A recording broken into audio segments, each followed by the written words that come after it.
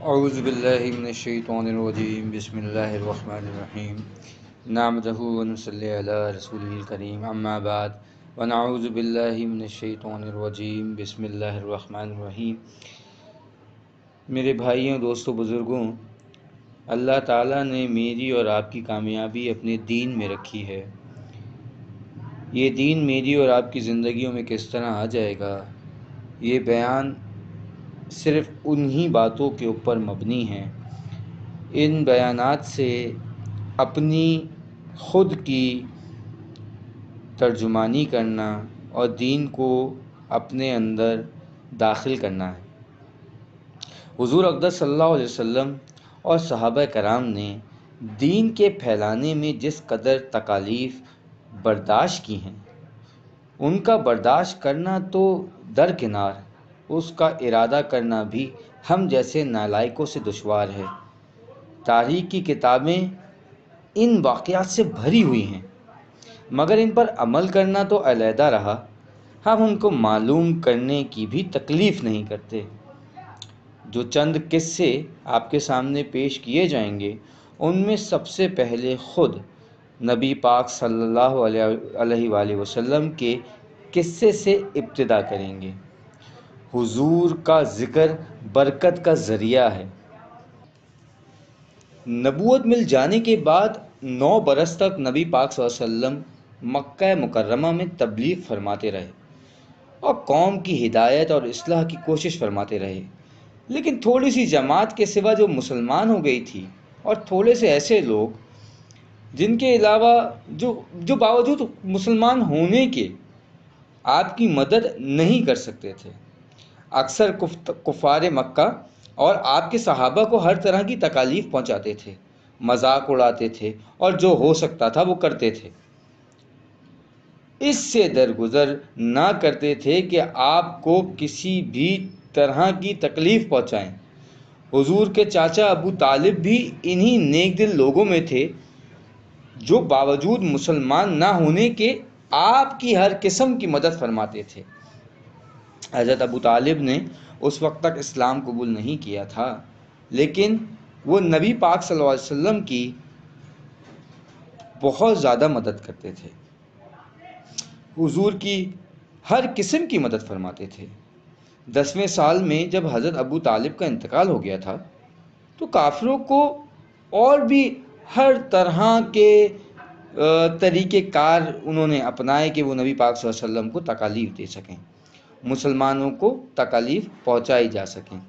نبی پاک صلی اللہ علیہ وسلم اس خیال سے طائف تشریف لے گئے کہ وہاں کے لوگ، وہاں کی جماعت بڑی جماعت ہے، اگر وہ قبیلہ مسلمان ہو جائے تو مسلمانوں کو ان تکالیفوں سے نجات ملے گی اور دین پھیلنے کی بنیاد بڑھ جائے گی۔ وہاں پہنچ کر قبیلے کے 3 سرداروں سے، جو بڑے درجے کے سمجھے جاتے تھے، گفتگو فرمائی اور اللہ کے دین کی طرف بلایا اور اللہ کے رسول کی مدد یعنی مسلمانوں کی مدد کے لیے ان سے بات کی، مگر ان لوگوں نے بجائے اس کے کہ دین کی بات کو قبول کرتے یا کم سے کم عرب کی مشہور مہمان نوازی کے لحاظ سے ایک مہمان کی خاطر خواہ خدمت کرتے، انہوں نے صاف جواب دے دیا کہ انہیں یہ چیز، یہ دین منظور نہیں، اور نہایت ہی بے رخی اور بد اخلاقی سے پیش آئے۔ ان لوگوں نے یہ بھی نہیں گوارا نہ کیا کہ آپ یہاں قیام فرما لیں۔ جن لوگوں کو سردار سمجھ کر بات کی تھی، ان لوگوں نے بھی یہ گوارا نہ کیا۔ ان میں سے ایک شخص بولا کہ او ہو، آپ ہی ہو اللہ کے نبی جو بنا کر بھیجے گئے ہو۔ دوسرا بولا کہ اللہ کو تمہارے سوا کوئی نہیں ملتا، نعوذ باللہ، جس کو رسول بنا کر بھیجے۔ تیسرے نے کہا تجھ سے بات کرنا نہیں چاہتا، اس لیے کہ اگر تو واقعی نبی ہے جیسا کہ دعویٰ کرتا ہے تو تیری بات سے انکار کر دینا میں مصیبت میں آ سکتا ہوں، اور اگر جھوٹ ہے تو ایسے شخص سے بات کرنا نہیں چاہتا۔ اس کے بعد ان لوگوں نے نا امید ہو کر نبی پاک صلی اللہ علیہ وسلم اور لوگوں سے بات کرنے کا ارادہ کیا۔ نبی پاک صلی اللہ علیہ وسلم تو ہمت اور استقلال کے پہاڑ تھے، مگر کسی نے بھی قبول نہ کیا، بلکہ بجائے قبول کرنے کے نبی پاک صلی اللہ علیہ وسلم سے کہا کہ ہمارے شہر سے فوراً نکل جاؤ اور جہاں تمہاری چاہت کی جگہ ہو وہاں چلے جاؤ۔ نبی پاک صلی اللہ علیہ وسلم جب ان سے بالکل مایوس ہو کر واپس ہونے لگے تو ان لوگوں نے شہر کے لڑکوں کو پیچھے لگا دیا اور آپ صلی اللہ علیہ وسلم کے مذاق اڑایا، تالیاں بجائیں، پتھر مارے۔ نبی پاک صلی اللہ علیہ وسلم کے دونوں جوتے خون کے جاری ہو گئے، جوتے رنگین ہو گئے خون سے۔ حضور اقدس صلی اللہ علیہ وسلم اسی حالت میں واپس آئے جب راستے میں ایک جگہ ان شریروں نے اطمینان سے ہو کر نبی پاک صلی اللہ علیہ وسلم کو پتھر مارے۔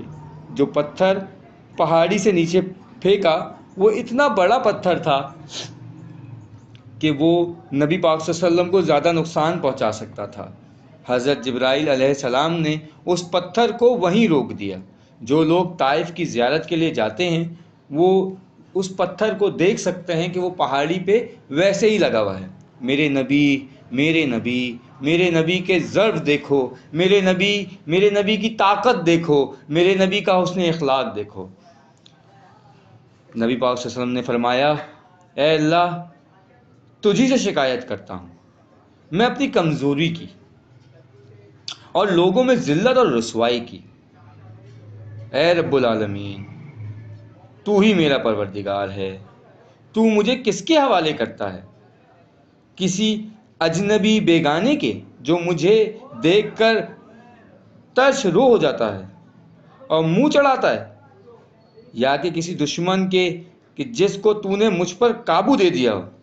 اے اللہ، اگر تو مجھ سے ناراض نہیں ہے تو مجھ سے کسی کی بھی پرواہ نہیں۔